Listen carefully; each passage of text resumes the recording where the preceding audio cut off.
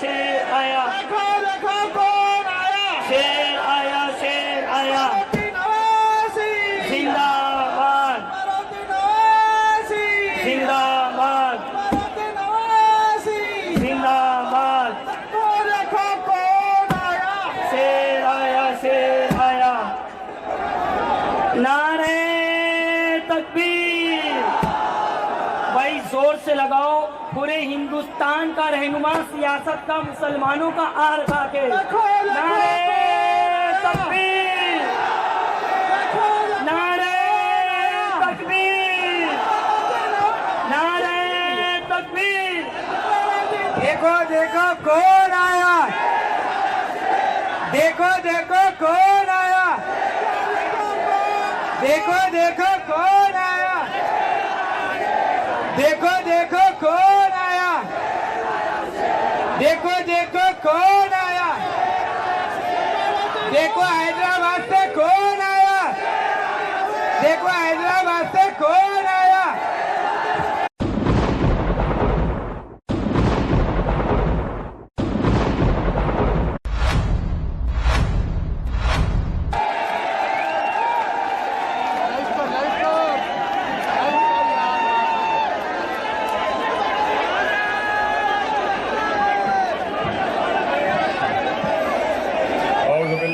शैतानिर्रजीम बिस्मिल्लाहिर्रहमानिर्रहीम।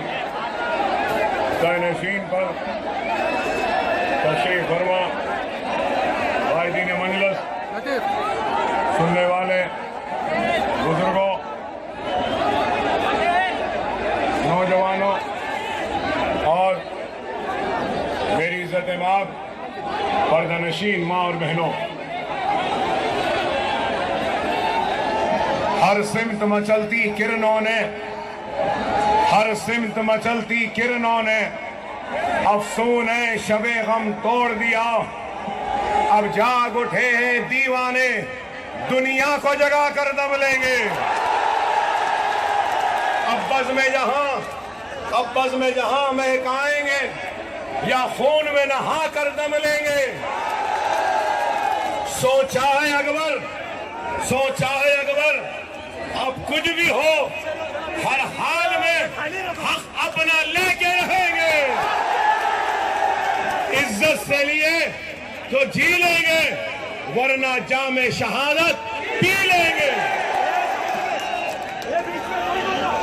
पुरजोश नौजवानों, होशमंद बुजुर्गों, हजरात, आज इंतखाबात का वक्त है और इंतखाबात में कई जमातें, कई पार्टियां हैं और इन जमातों में मजलिस इत्तेहाद अल मुस्लिमीन भी पहली मर्तबा अपनी किस्मत को आजमाने के लिए आई है। और मजलिस इत्तेहाद अल मुस्लिमीन हक परस्तों की जमात है और मजलिस इत्तेहाद अल मुस्लिमीन हक बयानी करती है। और ये एक हक है कि इस हक से कोई इनकार नहीं कर सकता कि जिंदगी के हर शोबे हयात में अगर कोई नाइंसाफी का शिकार अक़लियत मुसलमान है, हमको तालीम से दूर रखा गया, हमको रोजगार से दूर रखा गया, हमको हमारे हक से दूर रखा गया। और आज जब हम अपने दस्तूरी हुकूक के लिए आवाज उठाते हैं तो हमारी आवाज को दबाने की कोशिश की जाती है। मजलिस इत्तेहाद अल मुस्लिमीन आज अगर आपके दरमियान में आई है तो 70 वर्ष की नाइंसाफी पर इंसाफ तलब करने के लिए आई है।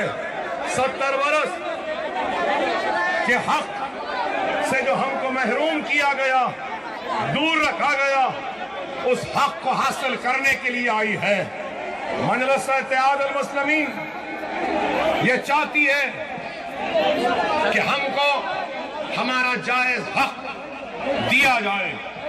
और इस चीज को याद रखिए कि दुनिया उसी के सामने झुकती है जिसके पास ताकत होती है, और जिसके पास ताकत नहीं होती दुनिया उसी को झुकाती रहती है। और मजलिस इत्तेहाद अल मुस्लिमीन आज आपको ताकत बख्शने आई है, ताकतवर बनाने आई है, और आपके ताकत के सामने बीजेपी सेना कांग्रेस एनसीपी को झुकाने के लिए आई है।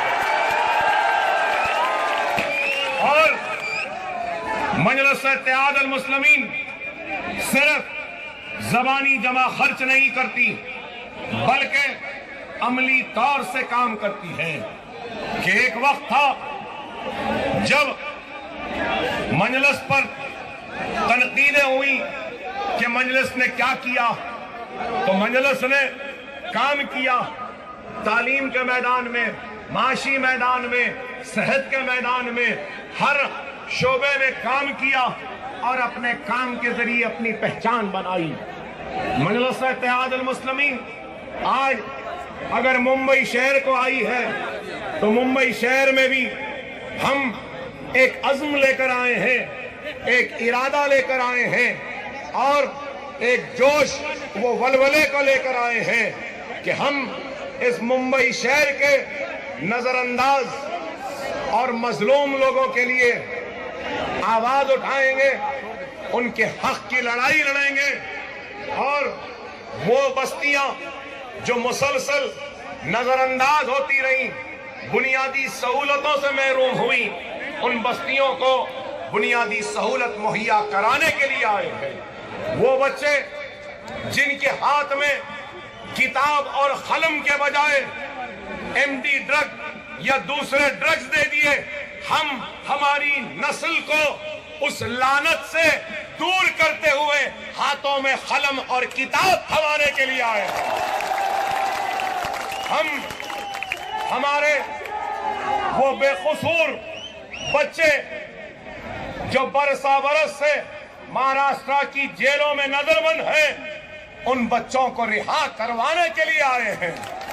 हम अपनी औकाफी जायदादें जो आज हुकूमत के हाथ में है, जो औकाफी जायदादें जो वक्फ हुई थी बेवाओं के लिए, यतीमों के लिए, तालीम के लिए, रोजगार के लिए, मुसलमानों की फलाह बहबूद के लिए, वो औकाफी जायदादें जो हुकूमतों ने बेच दिया है, उन औकाफी जायदादों को दोबारा हासिल करते हुए अपने जिंदगियों में एक नए इनकलाब को पैदा करने के लिए आए।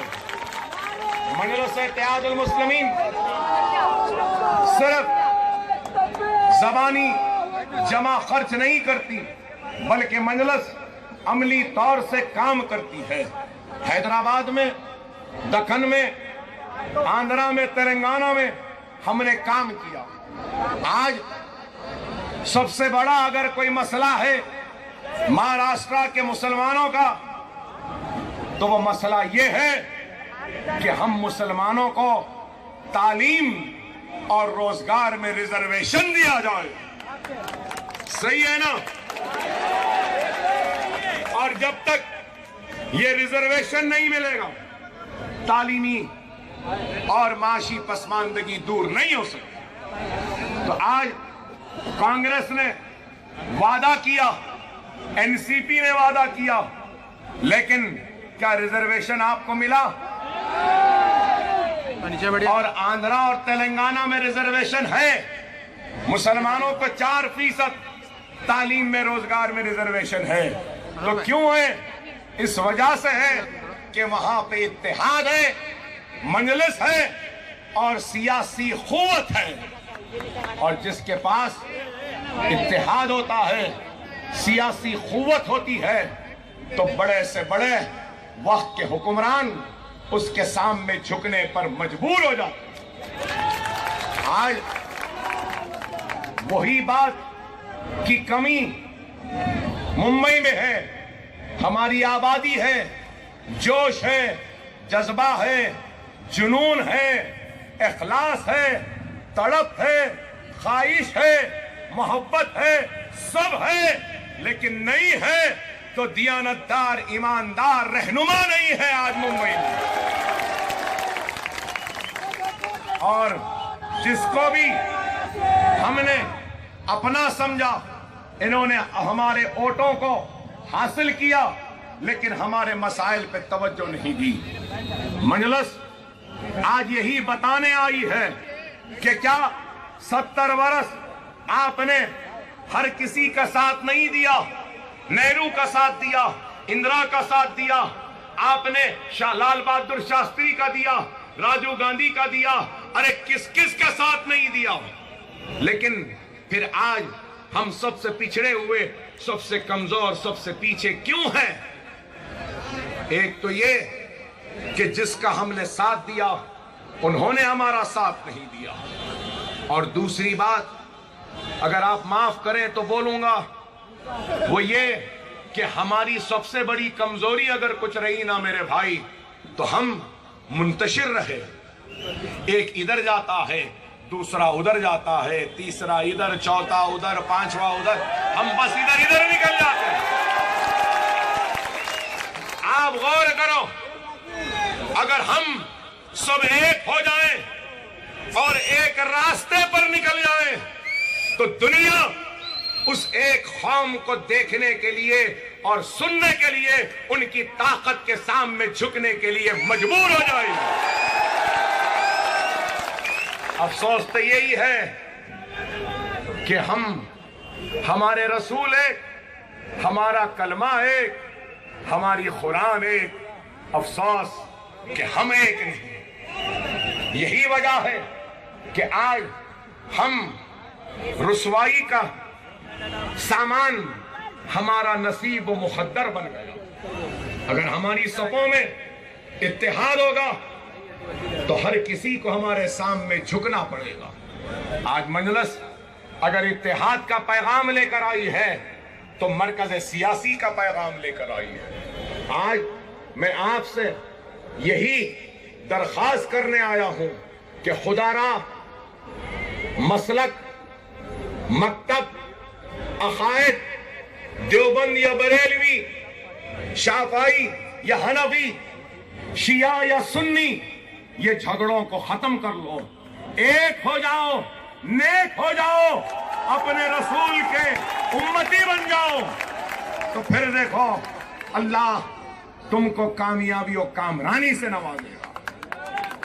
अरे आज अगर हिंदुस्तान की 1000, 2000 या कई हजार बरस की तारीख है, तो याद रखो हमारी भी अपनी एक तारीख है हिंदुस्तान में, और वो तारीख को अगर समेटूंगा तो वो यही कहेगी कि कभी हमारे सर पर भी ताज थे, बैठने के लिए तख्त था, तो कभी इन इशारों पर हुक्मरानी होती थी।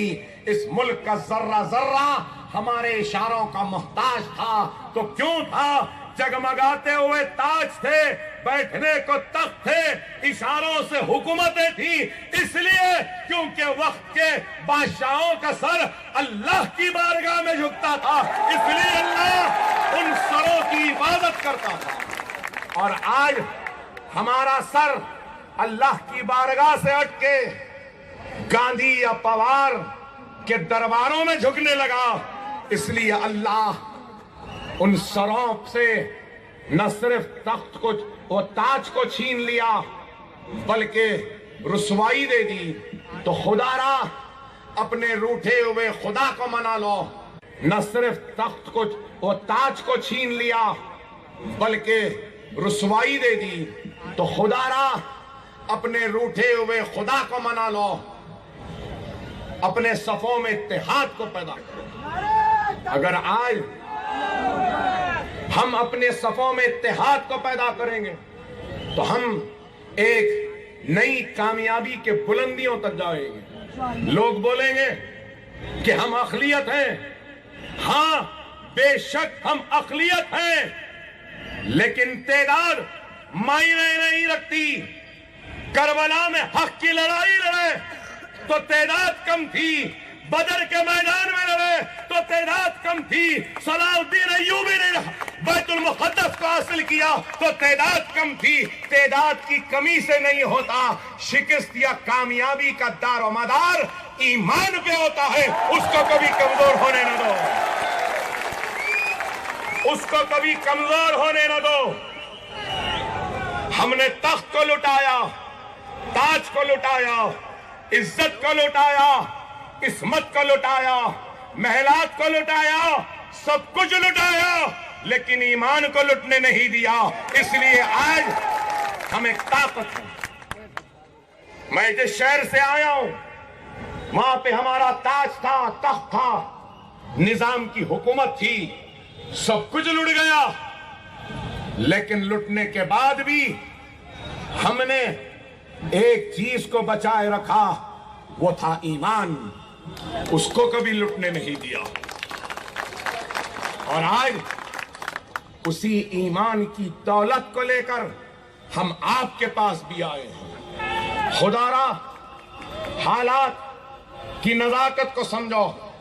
आज हर कोई हमको कमजोर समझता है, तो हर कोई हमको दबाना चाहता है। अरे हमको किसी से डरने या घबराने की जरूरत नहीं है। दस्तूर ने हमको हक दिया है, इख्तियारात दिए। हम दस्तूरी जंग लड़ेंगे, जमहूरी जिद्दोजहद करेंगे, दस्तूर के दायरे में रहकर अपने हक के लिए लड़ेंगे। आज लोग बोलेंगे कि मजलिस आई है, क्या आप जीतेंगे? अरे मेरे भाई, हम जीतने के लिए नहीं आए हैं या हारने के लिए नहीं। हार और जीत तो अल्लाह के हाथ। लेकिन ये एक हक है कि आज हम जो बीज बो रहे हैं, इस बीज का फल शायद आज हमको नसीब ना हो, लेकिन जो बीज हम बो रहे हैं, कल को ये एक पौधा बनेगा, परसों एक दरख्त बनेगा, और उसके बाद फूल लेगा, फूल के बाद फल देगा। शायद हम इस पौधे के फूल खाने के लिए जिंदा न रहे, लेकिन ये नौजवान नस्ल जरूर आज के इस पौधे के फल को जरूर खाएगी।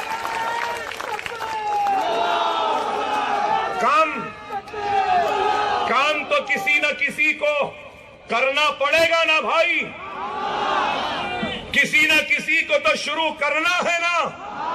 हमने शुरू कर दिया, हम इस जमीन की ग़िज़ा बन जाएंगे, मर जाएंगे। हम फल खाने के लिए जिंदा नहीं रहेंगे, लेकिन आज का लगाया हुआ ये बीज कल को पौधा बनेगा। हमारी मिल्लत को कड़ाके की सर्दी में या चिलचिलाती हुई धूप में ठंडे साए और ठंडी हवा देगा, तो कल को ये इनको फल भी देगा।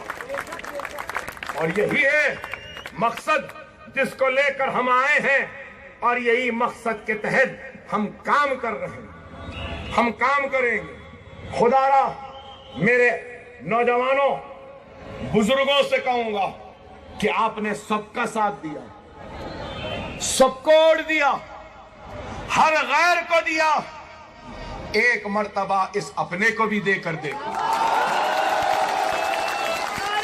70 वर्ष इन्होंने आपके वोट लेकर आपको हक नहीं दिया, आपने शिकवा नहीं किया।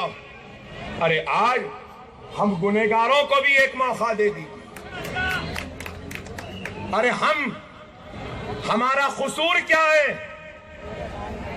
हमारा कसूर क्या है? हमारा कसूर यही है कि हम किसी गांधी के सामने नहीं झुकते, किसी पवार के सामने नहीं झुकते, किसी मोदी फोदी से नहीं डरते। क्यों डरे? क्यों डरे किसी मोदी से? क्यों झुके किसी गांधी के पास या पवार के पास? अरे हम तो झुकते हैं तो सिर्फ अपने रब्बुल आलमीन के पास। और ये चाहते हैं कि हम इनके दरबार के गुलाम बन जाएं। अरे वो इंसान जो मोहम्मद मदीना का गुलाम है, वो इनका गुलाम कैसे बन सकता है? अरे हम तो अपने आका के गुलामों के गुलाम हैं, और आका के गुलामों के जूतियां उठाने आए हैं। हम आपके जूतियों को अपने सर की रौनक बनाने आए हैं। हमको गवारा है अपने आका के उम्मत की जूतियां, लेकिन हमको गवारा नहीं किसी गांधी या पवार के दरबार की गुलामी।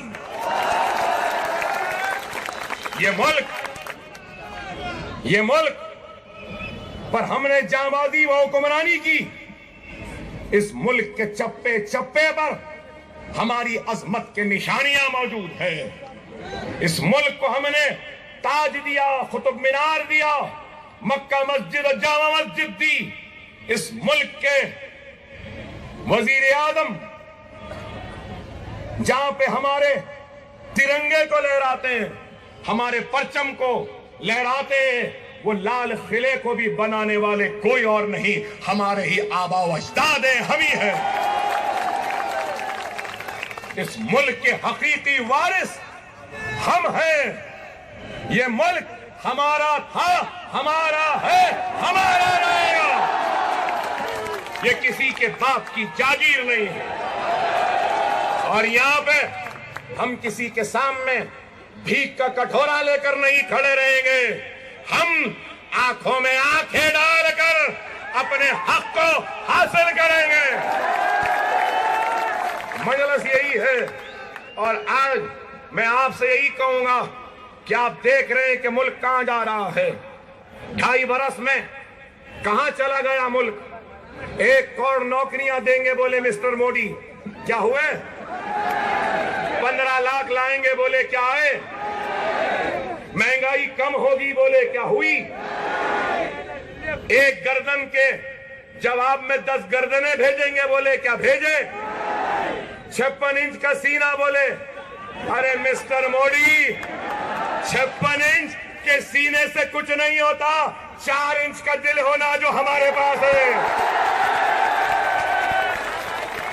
पाकिस्तान हमारे बहादुर सिपाहियों की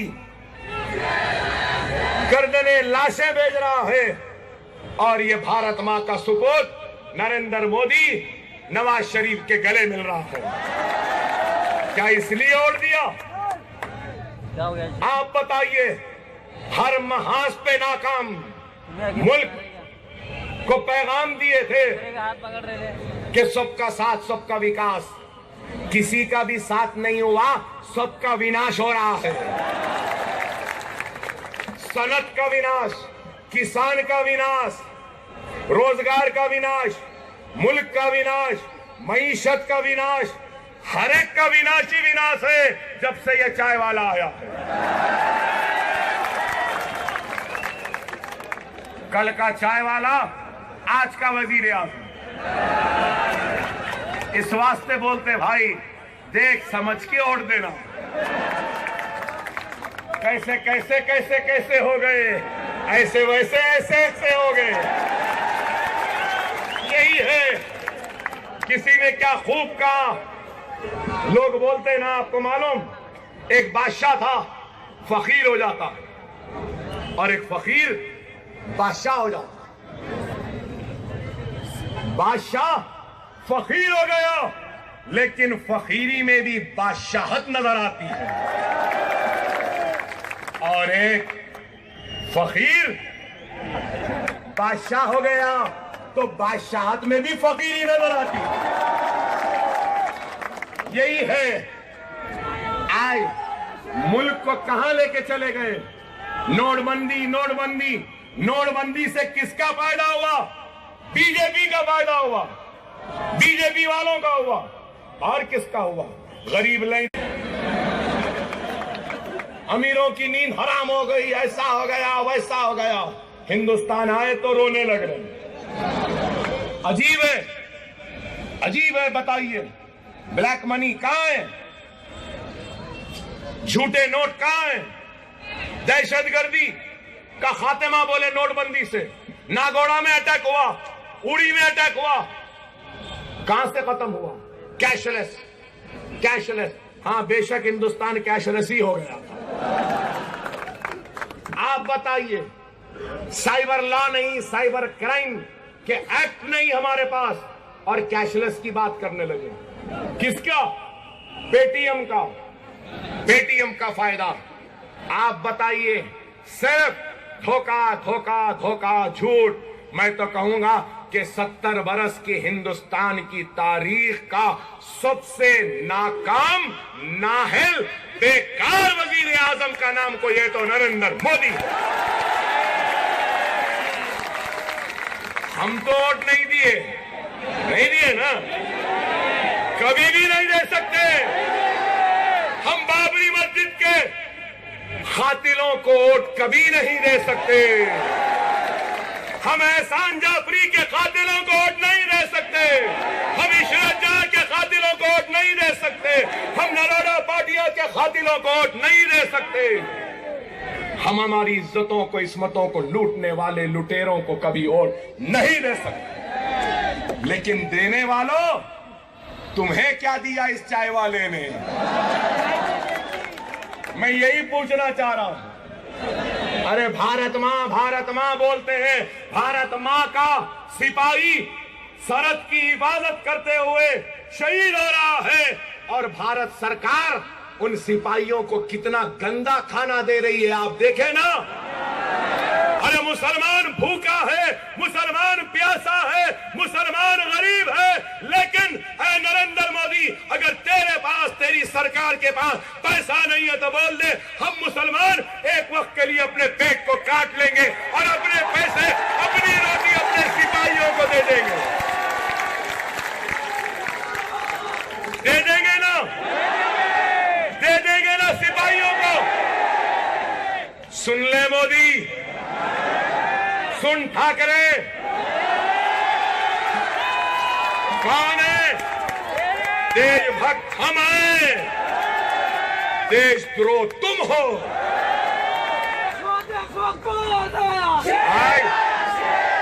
मजलिस यही बात बेबाकी से कहती है।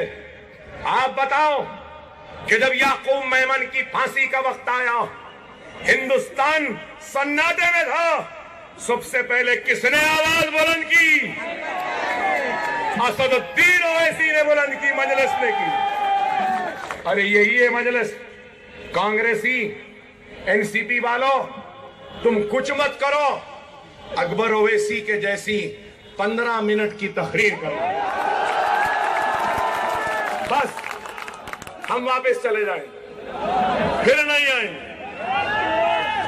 अरे आज हमने बताया हिंदुस्तान को कि मुसलमानों के पास भी हलक है और उस हलक में जबान है। अगर तुम बोलेंगे तो हम भी बोल सकते हैं। मजलिस यही है। अरे आज कहां है बताइए? सिर्फ दिखावा, सिर्फ एक्टिंग, सिर्फ इख्तिदार के लिए बड़ी फिक्र है। तलाक सलासा, हमारी औरतों की फिक्र है बीजेपी को, मोदी को, हमारी बच्चियों की ट्रिपल तलाक। अरे बाबा मिस्टर मोदी, हमारे बच्चियों के हक का छोड़, पहले अपने बीवी को हक दे दे। कहां है तुम्हारी बीवी? किधर है? बेटी बचाओ बेटी पढ़ाओ प्रोग्राम अपने घर में बीवी को नहीं लाते। पूरी दुनिया फिरे, बीवी दिखी नहीं। नोटबंदी हुई तो दिखावे के लिए बूढ़ी मां को कतार में लाके खड़ा कर दिया ये नरेंद्र मोदी। अगर मेरी मां होती तो मैं कहता, मां आप घर में बैठिए, कतार में मैं खड़ा रहूंगा, आपको पैसे मैं ला कर दूंगा। हिंदुत्व, हिंदू राष्ट्र, हिंदू तहजीब, हिंदू अखलाक, हिंदुइज्म, सनातन धर्म की इतनी बात करने वाले नरेंद्र मोदी, अगर तू वाकई में सच्चा हिंदू है तो मैं कहूंगा कि श्रवण कुमार की तरह अपनी मां को खांधे पे बिठा के बैंक को ले जाना था। आज सिर्फ हमारे ऊपर इल्जाम, कभी स्वच्छ भारत, कभी गंगा को साफ करने निकले हैं। अरे हिंदुस्तान बहुत अच्छा है, बहुत साफ है, सुथरा है। हिंदुस्तान में सबसे बड़ी गंदगी अगर कोई है जिसको साफ करना है तो वो बीजेपी, संघ परिवार, आरएसएस, विश्व हिंदू परिषद, ये शिवसेना है। पहले इस गंदगी को साफ करो। आज सिर्फ बातें अखलाक को क्यों मारा? बीफ है। जाहिद नुमान को क्यों मारा? बीफ। गोबर क्यों खिलाया? बीफ। हरियाणा में 2 बच्चियों की इस्मत लूटी, क्यों? बीफ। उनका कत्ल कर दिया, क्यों? बीफ। मुसलमान बच्चों को नंगा करके मारा गया, क्यों? बीफ। मिस्टर मोदी, मैं तुमको मुबारकबाद देता हूं। मोदी, आप बोलेंगे अकबर साहब और मोदी को मुबारक? हाँ, मैं दे रहा हूं। क्यों? इसलिए कि हिंदुस्तान दुनिया का नंबर 1 मुल्क बन गया। किसके लिए? बीफ एक्सपोर्ट के लिए। 28 लाख टन लास्ट ईयर गया। 20 लाख टन बीफ एक्सपोर्ट हुआ ये साल। मोदी सरकार के आने से लेकर अब तक 70,000 करोड़ रुपया बीफ एक्सपोर्ट से इंडिया को आया। अब मैं पूछना चाहता हूं, गौ रक्षकों, गौ रक्षकों, हमको गोबर खिलाए थे ना, अब गोबर किसको खिलाओगे? अब किसको मारोगे? किसको? किसको? गोबर किसको खिलाएंगे? वाह वाह वाह, सलाम। नुमान को क्यों मारा? बीफ। गोबर क्यों खिलाया? बीफ। हरियाणा में 2 बच्चियों की इस्मत लूटी, क्यों? बीफ। उनका कत्ल कर दिया, क्यों? बीफ। मुसलमान बच्चों को नंगा करके मारा गया, क्यों? बीफ। मिस्टर मोदी, मैं तुमको मुबारकबाद देता हूं। मोदी, आप बोलेंगे अकबर साहब और मोदी को मुबारक? हाँ, मैं दे रहा हूं। क्यों? इसलिए कि हिंदुस्तान दुनिया का नंबर 1 मुल्क बन गया। किसके लिए? बीफ एक्सपोर्ट के लिए। 28 लाख टन लास्ट ईयर गया। 20 लाख टन बीफ एक्सपोर्ट हुआ ये साल। मोदी सरकार के आने से लेकर अब तक 70,000 करोड़ रुपया बीफ एक्सपोर्ट से इंडिया को आया। अब मैं पूछना चाहता हूं, गौ रक्षकों, गौ रक्षकों, हमको गोबर खिलाए थे ना, अब गोबर किसको खिलाओगे? अब किसको मारोगे? किसको? किसको? गोबर किसको खिलाएंगे? वाह वाह वाह, सलाम। पूरा मुंबई फिरा लेकिन सिवड़ी जैसा जोश नहीं देखा। सलाम। इंशाअल्लाह ताला ये जोश जरूर ये सेना को, ये बीजेपी को झुकाएगा। बड़े बड़े बातें, बाल ठाकरे ऐसे, बाल ठाकरे वैसे। अरे भाई, कुछ नहीं है, बोलने वाले नहीं थे तो इस वास्ते ये हीरो बने। अब बोलो, हम जवाब देते हैं। शिवसेना का तो क्या हाल हो गया है। शिवसेना, ये ठाकरे खानदान, ये माथुश्री तो नरेंद्र मोदी के दरबार में गिरवी रखे हुए गुलामों का नाम हो गया। आज सिर्फ बड़े बड़े शेर बोलते हैं। कहां के शेर, किधर के शेर? सर्कस का शेर तो भी अच्छा है इनके सामने। अरे आज आप देखिए, कांग्रेस शिवसेना से मिल रही है। रायगढ़ में जिला परिषद के इंतखाबात हैं। आपको मालूम कौन कौन वहां पे मिलके लड़ रहे हैं? मालूम आपको? मेरे भाई, कांग्रेस, शिवसेना दोनों मिलकर रायगढ़ में जिला परिषद के इंतखाबात लड़ रहे हैं। पोस्टर पे एक तरफ सोनिया गांधी है तो दूसरी तरफ उद्धव ठाकरे है। वाह वाह वाह वाह, देखे मजलिस की ताकत, देखिए अकबर ओवैसी की ताकत देखे कि महाराष्ट्र में कदम रखे, गांधी ठाकरे बन रहा है, ठाकरे गांधी बन रहा है। यही है। और बीजेपी से करीब कौन? एनसीपी जा रहे हैं, पवार साहब जा रहे हैं। अरे ये सेक्युलर है। पवार साहब को पद्म विभूषण मिल गया, हम तैयार है। सेना हटते ही पवार पावर के लिए फडणवीस के हाथ से हाथ मिला लेगा, महाराष्ट्र सरकार को गिरने से बचा लेगा, मालूम हमको। फिर हमसे पूछते हैं सेक्युलर है क्या, सेक्युलर है क्या? अरे हम सेक्युलर हैं। अकबरुद्दीन ओवैसी मजलिस मजहब की सियासत नहीं करते, लेकिन मजहब की वजह से हमको तालीम से, हमको बुनियादी सहूलतों से, हमको रोजगार से, मजहब के नाम पे जो हमको 70 बरस से लूटा गया, काटा गया, वो इम्तियाज के ऊपर आवाज उठाने के लिए हम आए हैं। क्या गुनाह है?